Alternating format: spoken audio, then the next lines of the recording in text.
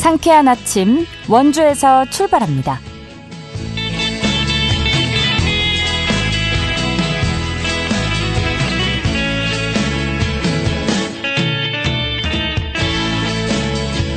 여러분 안녕하십니까? 12월 4일 목요일 KBS 원주방송국에서 보내드리는 상쾌한 아침 원주에서 출발합니다.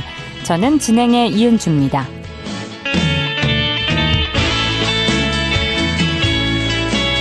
한파특보가 내려진 가운데 칼바람과 함께 매서운 추위가 느껴지고 있습니다. 아침 최저기온 영하 11도에서 영하 14도까지 뚝 떨어졌는데요. 오늘 한낮에도 1도 안팎에 머물러서 종일 춥겠습니다. 외출하실 때 옷차림 든든하게 해주시기 바랍니다. 늦은 오후부터 밤 사이에는 많은 눈도 예보됐는데요. 예상 적설량은 강원 북부 내륙과 산지에 3에서 8cm, 중남부 지역은 1에서 5cm입니다. 퇴근길 안전에 유의해 주셔야겠고요. 이번 추위는 주말부터 서서히 누그러들 전망입니다. 오늘 준비한 소식입니다. 강원도와 원주시가 지난달 반도체 소모품 실증센터에 첫 삽을 떴습니다. 자세한 소식 들어보고요. 횡성 출신 김소연 감독의 영화 로타리의 한철이 제46회 청룡영화상 단편영화상을 받았습니다. 리포터 코너에서 전해드립니다. 끝으로 취재기자 연결해 한 주간 도내 문화체육 행사 소식 들어보도록 하죠. 12월 4일 목요일 상쾌한 아침 원주에서 출발합니다.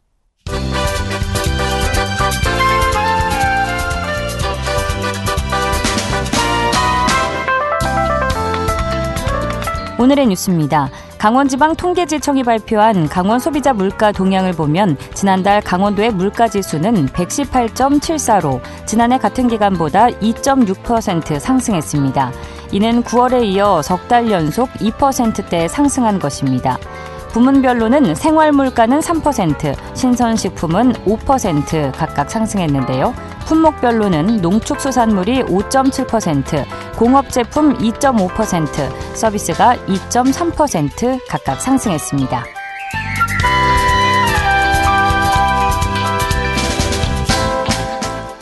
의료 서비스를 농촌 현장에 직접 제공하는 농촌 왕진버스가 내년에는 강원 12개의 시군에서 운영됩니다. 농림축산식품부는 내년에 농촌 왕진버스를 운영하는 전국 112개의 시군 가운데 강원도 내에서는 춘천과 강릉, 원주 등 12개 시군이 포함됐다고 밝혔습니다. 특히 고성과 정선, 철원, 홍천은 내년에 새롭게 운영 대상에 추가됐습니다.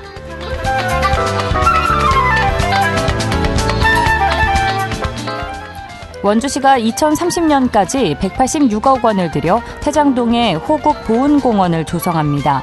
공원은 7만 제곱미터 규모로 조성되며 평화교육기념관과 놀이터 등이 들어서는데요. 올해는 기본계획을 수립하고 내년부터는 중앙투자심사와 예산 확보에 나섭니다. 오늘의 뉴스였습니다.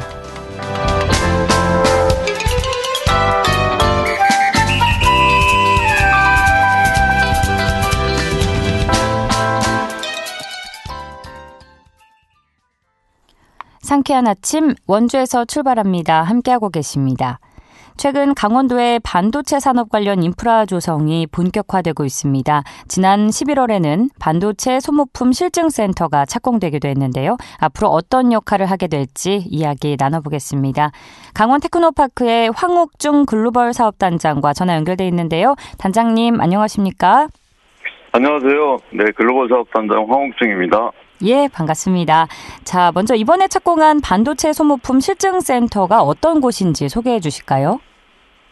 네, 먼저 반도체 산업을 간단히 설명을 드리도록 하겠습니다. 예. 반도체 산업을 장치 산업이라고도 합니다. 네. 그래서 이제 우리가 일상생활에서 사용하고 있는 반도체 칩을 만들기 위해서는 수십억에서 수천억 하는 장비로 갖추어진 공장에서 만들어지고 있습니다. 예, 예. 그래서 이제 이러한 장비들은 다양한 부품으로다가 또 이루어져 있고 그 다양한 부품은 대부분 짧게는 3개월, 길게는 한 6개월 정도의 수명을 가지고 있는 소모품으로다가 이루어져 있습니다. 네. 그래서 이러한 부품의 성능과 품질이 좋은지 나쁜지를 검증하는 테스트 배드 역할을 하는 것이 반도체 소모품 실증센터가 되겠습니다. 네. 그래서 이제 반도체 소모품 실증센터는 그 원주시 구론 일반 산단의 그 지상 3층 연면적 2,562제곱미터 규모로 구축을 하게 되고요. 그 산업통상부하고 강원특별자치도 원주시가 추진하고 저희 강원테크노파크가 수행하는 그 강원형 반도체 클러스터의 핵심 거점이 되겠습니다. 예, 우리가 흔히 알고 있는 그냥 반도체의 의미에 대해서부터 자세하게 잘 짚어주셨는데요. 자, 이번 사업은 산업통상부 공모를 통해서 선정된 것으로 알고 있습니다. 그 과정까지 어떤 일이 있었고 지역 차원에서 어떤 노력이 있었는지도 궁금합니다. 네, 그 반도체 산업이라고 하는 것이 국제적이나 국가적으로 전략 사업으로 지금 다들 인식을 하고 있죠. 네. 그래서 이제 모든 지자체에서 유치하고 싶은 마음이 뭐 크지 않겠습니까? 그렇죠. 그래서 이제 그래서 이제 반도체 소모품 실증센터 구축 사업이 2024년도 5월달에 산업통상부에서 공모가 났을 때 그 타 지자체하고 이제 경쟁을 뚫고 선정된 사업입니다.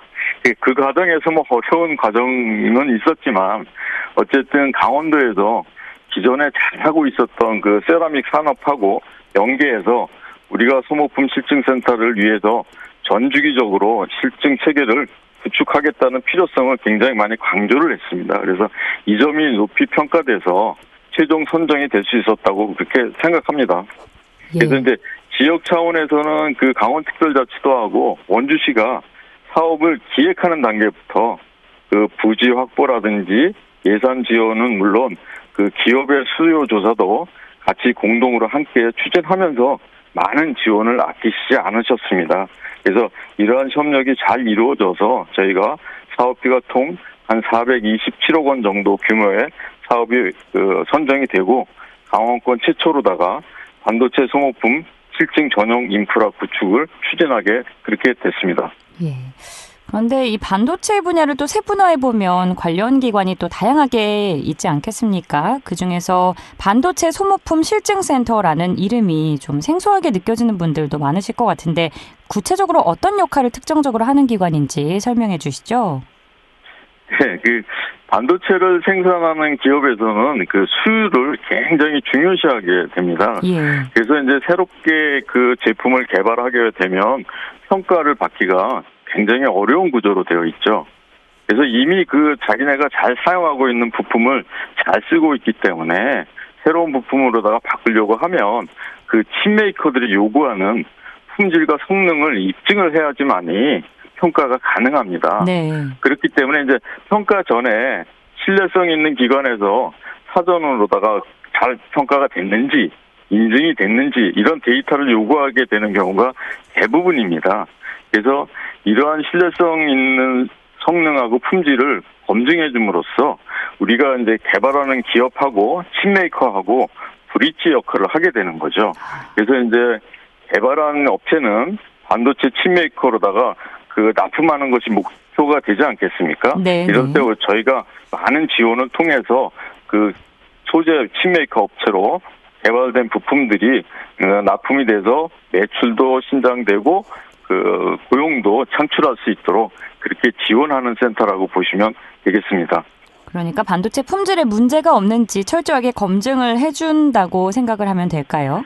네네. 사전에 그렇게 검증이 된 걸 갖고 그 칩메이커에서는 평가를 또 받아야 되는데 예. 아무 제품이나 평가를 할 수가 없기 없으니까. 때문에 반드시 니네가 인증된 기관에서 그 평가된 데이터를 신뢰성 있는 평가된 데이터를 가지고 가져와라. 오라. 이런 요구들을 이제 하게 되는데 그런 데이터를 저희가 신뢰성 센터에서 만들어주는 그런 과정이 있습니다. 예. 그렇다면 센터 안에는 어떤 시설과 장비들이 갖춰지게 되는지도 들어보고 싶습니다. 그래서 저희는 이거 기업체 이름을 말씀드려도 될지 잘 모르겠지만 삼성하고 하이닉스하고 동일한 수준으로다가 12인치 장비를 구축하게 됩니다. 예. 그래서 이제 거기서 갖춰져 있는 장비들을 다 구축하기가 어렵기 때문에 국산화가 우선적으로 필요한 식각 장비라든지 CVD 장비라든지 ALD 장비 같은 이런 증착 장비를 갖추게 되고요. 그다음에 공정 안전성하고 품질을 평가할 수 있는 FIB나 투과 현미경 그다음에 표준 분석기 같은 다양한 분석 장비들도 구축할 예정입니다. 그리고 이제 시설로다가는 쇳동하고 영구동으로 구성이 되는데요. 쇳동은 크린, 그다음에 영구동은 시험 분석을 하고 이제 실증을 할 수 있는 핵심 시설로다가 이제 갖추게 된다, 이렇게 보시면 될 것 같습니다. 예, 뭐 정리를 해보면 이 실증센터라는 이름처럼 실제 반도체 제조 공정과 유사한 환경에서 부품의 성능과 품질을 검증하는 것이 이 사업의 핵심인 것 같은데요. 이런 부분이 갖는 산업적 의미와 함께 이 센터가 완공되면 강원도, 특히 우리 원주 지역에 어떤 변화가 기대될지도 말씀해 주시죠. 그 센터가 완공되면 우리가 이제 소부장 기업들의 지원해 줄 수 있는 인프라가 구축이 되는 겁니다. 네. 그러면 이제 원주에 많은 기업들을 갖다가 유치할 수 있겠죠. 그리고 이제 이를 기반으로 해서 이제 수도권에 지금 반도체 클러스터가 잘 구축되어 있지 않겠습니까? 예. 그래서 이것과 연계해서 강원도 반도체 산업에 뿌리를 내릴 수 있을 거라고 봅니다. 그래서 따라서 이제 제 생각으로는 반도체 산업 생태계 구축에 따라서 기업 유치하고 거기에 따른 일자리 창출하고 하는 그런 경제적인 파급 효과가 커질 거라고 보여집니다. 네, 일자리 창출까지 이어지는 선순환이 기대가 되는 상황인데 지난 4월에 착공한 한국반도체교육원과의 연계도 주목됩니다. 앞으로 두 기관은 어떤 방식으로 협력하게 될까요? 사실은 한국반도체교육원하고 반도체 소모품 실증센터 운영은 현재로다가는 이제 강원 테크노파크에서 운영할 것으로 이제 보여집니다. 그런데 이제 한국반도체교육원은 인력 양성을 주로 하는데 저희가 6인치 장비로다가 구축을 했습니다. 예. 그런데 이제 앞서 말씀드렸던 소모품 실증센터는 12인치 장비로 구축되고 있기 때문에 실습 측면에서 보다 나은 현장 교육을 제공할 수 있을 것 같고요. 그다음에 이제 소모품 실증센터에서는 업체분들이 많이 와서 R&D를 같이 진행하게 될 것입니다. 이럴 때 이제 한국반도체교육원에서 교육생들을 참여를 시켜서 맞춤형 교육뿐만 아니라 현장에서 기업들하고 조인이 돼서 인력을 공급해 줄 수 있는, 수급해 줄 수 있는 그런 체계도 만들려고 하고 있고요. 그다음에 이제 경험들이 많은 엔지니어 분들을 갖다가 반도체 교육원의 강사로다가 활용을 하려고 하고 있습니다. 그래서 이제 두 곳을 저희가 이제 같이 운영을 하다 보니까 예. 서로 이제 보완하면서 누구보다도 효과적으로 잘 운영할 수 있을 거다. 저는 그렇게 생각하고 있습니다. 예, 보완 상생하는 관계가 되면 좋겠네요. 자, 네, 이번 그렇습니다. 실증 센터 착공을 계기로 앞으로 강원도가 그려나갈 반도체 산업의 방향이나 비전이 있으시다면 말씀 부탁드립니다. 사실은 반도체 소모품 실증센터를 중심으로 해서 강원도의 이제 과학단지에는 이미 세라믹 부품 관련된 생산 기지가 잘 구축되어 있습니다. 그런데 이제 원주하고 실증센터를 유기적으로 연계를 한다고 하면 강원형 반도체 클러스터가 더욱 굳건히 완성될 거라고 생각하고 있습니다. 여기에다가 또 이제 실증센터 바로 옆에 미래차 전장부품 검증센터가 또 설립을 지금 진행하고 있지 않습니까? 예. 그래서 거기와도 같이 협력을 통해서 반도체 기업을 지원해 줄 수 있는 인프라 생태계를 잘 구축을 해서 원주가 반도체 기업들을 많이 유치할 수 있는 그런 기본 틀을 마련하고자 합니다. 그래서 이를 통해서 강원도가 국가 반도체 산업의 새로운 중요한 거점으로 이제 그렇게 자리 잡도록 그렇게 노력하도록 하겠습니다. 네, 반도체 산업을 향한 단장님의 굳은 의지가 느껴지는데요. 자, 2027년에 반도체 소모품 실증센터가 가동이 되면 지역의 반도체 산업 기반이 고도화되고 확장될 것으로 기대가 되는 상황입니다. 모쪼록 이제 첫걸음을 뗀 사업이 성공적으로 마무리되기를 저도 기대해 보겠습니다. 단장님, 오늘 말씀 고맙습니다. 네, 고맙습니다. 오늘 이렇게 좋은 시간에 초대해 주셔서 감사드립니다. 하여튼 반도체, 강원도에서 반도체 이제 시작하지 않았습니까? 예, 어쨌든 예. 성공적으로 추진될 수 있도록 많은 관심을 부탁드리겠습니다. 네, 감사합니다. 고맙습니다. 네, 고맙습니다. 강원 테크노파크의 황옥중 글로벌 사업단장과 이야기 나눴습니다.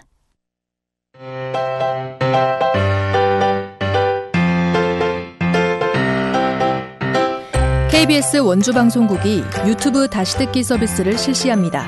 매일 아침 강원 영서남부권의 뉴스와 정보를 전해드리는 상쾌한 아침 원주에서 출발합니다는 KBS 원주라디오 유튜브 채널을 통해 다시 들을 수 있습니다.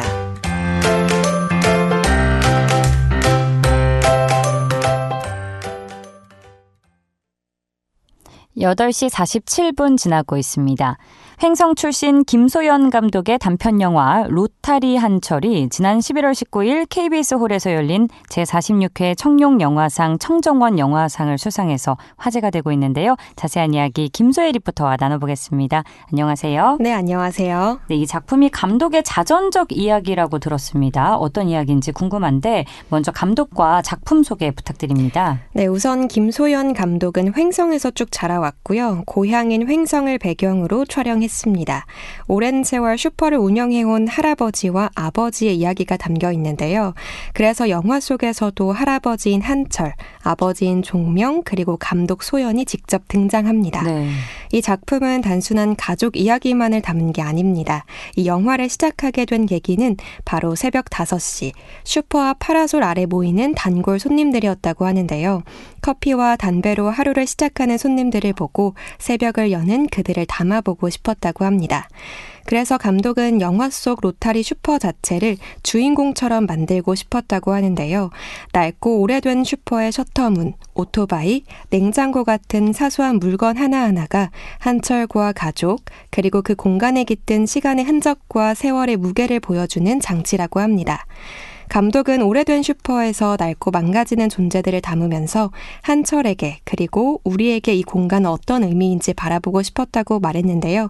이와 관련한 자세한 이야기 김소연 감독에게 들어보겠습니다.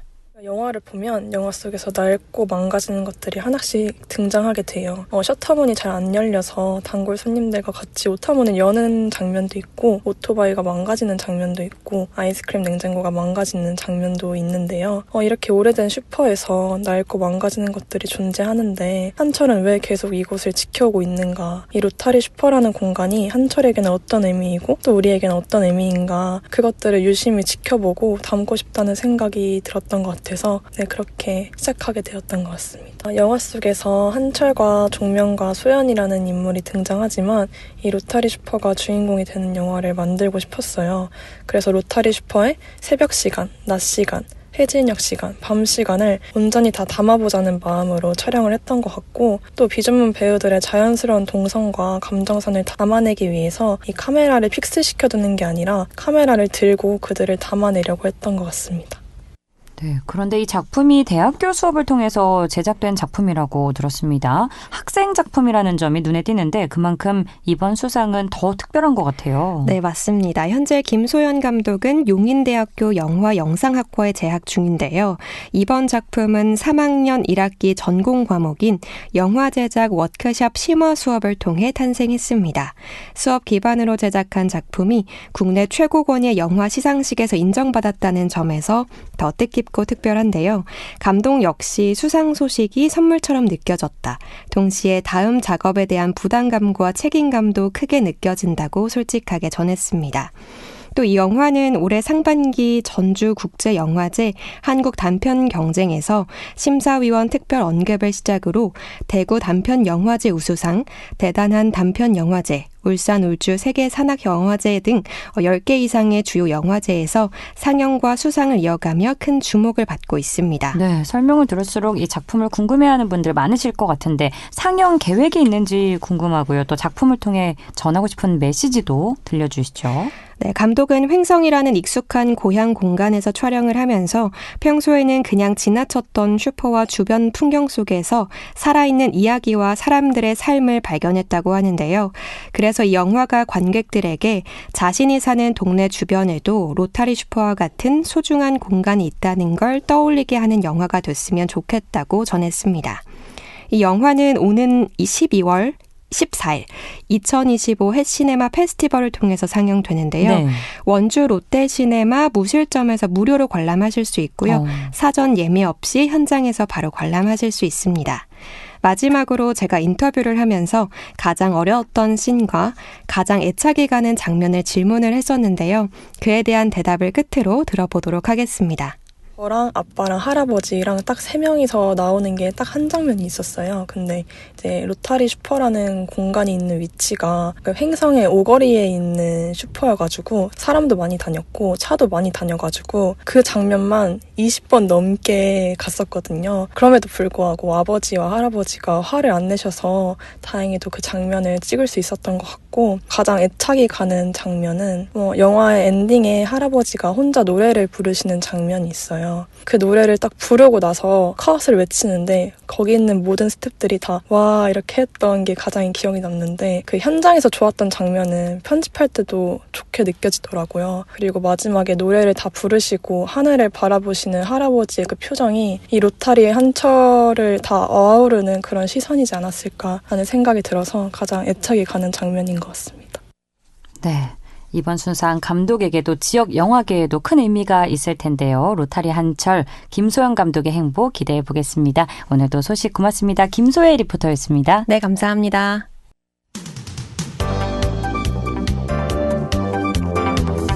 생생한 현장, 유익한 생활 정보를 전해드리겠습니다. KBS 원주라디오 상쾌한 아침 원주에서 출발합니다를 함께하고 있습니다. 자, 취재기자 연결해 주간 도내 문화체육 행사 소식 알아보는 시간입니다. 연합뉴스 강원 취재본부 박영석 기자 연결돼 있습니다. 안녕하십니까? 네, 안녕하십니까? 네, 원주 명주사 고판화박물관이 최근 중국에서 동양 문화와 예술의 바탕이 된 옛 판화 작품을 전시한 데 이어서 이번에는 박물관 본원에서 일본 불화 판화 특별전을 개최한다고요? 그렇습니다. 한일 수교 60주년과 개관 22주년을 기념해서 내년 1월 31일까지 박물관에서 일본 불화판화 특별전을 개최한다는 소식인데요. 이번 전시는 국가유산청 생생국가유산 사업의 일환으로 전문가와 시민, 학생들에게 불교 판화와 동양 문화의 뿌리인 불교 미술을 보다 쉽게 이해할 수 있도록 돕기 위해 마련했다고 하고요. 전시에서는 고판화 박물관이 소장한 일본 불화판화 1천여 점 중 대형 불화 판화와 판목을 중심으로 약 50여 점을 공개합니다. 조선 불화의 영향을 받아 제작된 석가탄생도, 채색 불화 판화 등 미공개 유물 5점을 비롯해 박물관이 소장한 세계적 규모의 대형 불화 판화 10여 점도 처음으로 선보이는데요. 이번 전시를 통해서 종이보다 먼저 잉크보다 오래 남은 나무판들이 말하는 기록의 예술을 접하고 한국 전통의 큰 뿌리 중 하나인 불교를 그림을 통해 이해함과 동시에 불교가 어렵다고 생각하시는 분들에게 있어서는 불교 교리의 다양성을 한층 쉽게 이해할 수 있는 유익한 시간이 되지 않을까 싶습니다. 네, 일본 불화 판화 특별전 소식이었고요. 원주에서는 영화와 역사를 융합한 특별 토크 콘서트가 열린다고요? 그렇습니다. 원주 문화재단이 오는 13일 토요일 오후 3시부터 남산골 문화센터 진달래관에서 특별 콘서트 활로 쏘아 올린 역사 최종병기 활과 인열왕후를 개최하는 건데요. 네. 원주 출신 역사 인물인 인열왕후를 재조명하고 영화 최종병기 활을 통해 병자 호란이라는 역사적 사건을 쉽고 흥미롭게 전달하기 위해 기획한 자리입니다.